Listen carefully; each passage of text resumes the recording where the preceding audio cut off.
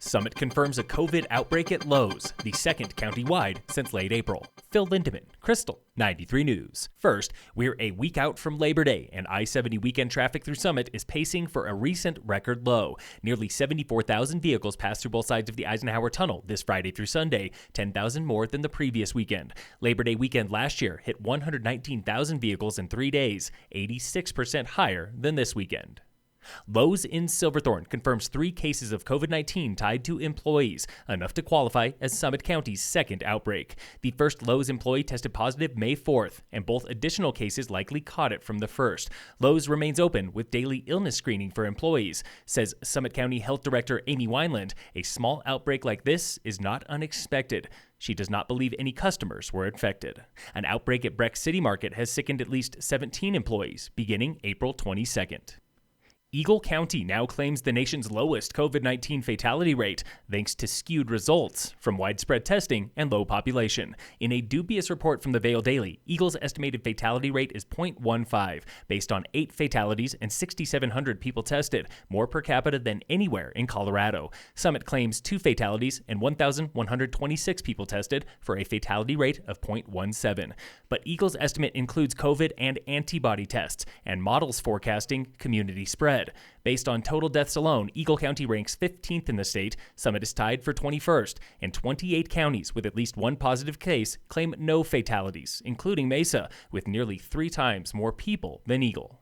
Meanwhile, fatality data in general is getting skewed, as health officials statewide now report 2 kinds of deaths, with COVID and from COVID. From COVID means virus is the primary cause of death. With COVID means it contributed to death, with common complications like pneumonia. For example, COVID alone has killed 878 Colorado residents, 72% of the overall people who died with the virus. One of Summit's 2 fatalities fits into this with COVID category.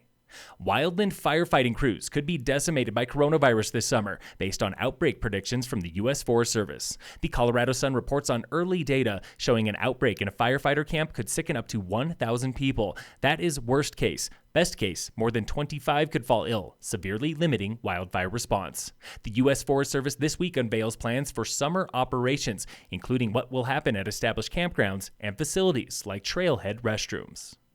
The latest now on coronavirus and what comes next. Summer camps, Arapahoe Basin, and restaurants statewide are keeping an eye on next Monday, Labor Day, when the governor's office lets them know if they can reopen. On May 25th, we can talk about how restaurants are going to be able to continue to exist in this difficult, challenging day and time. In Summit, local industries are collaborating on best practices for opening day. Taryn Abel with Breck Summer Camps. All of us have been on multiple phone calls here in the last couple weeks, and we definitely believe that this is a priority. This is an essential service that we need to provide for our community. But some summer camps are not waiting. Breckenridge Outdoor Education Center last week canceled nearly all of its summer schedule, while camps in Littleton and elsewhere on the Front Range did the same.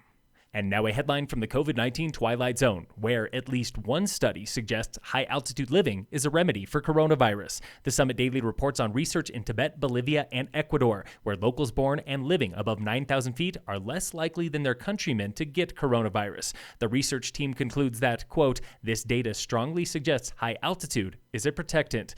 But some experts disagree, saying remote location and small population could be factors there, while a local high-altitude doctor, Christine Ebert-Santos, says this is not carte blanche for Summit locals to disregard public health orders.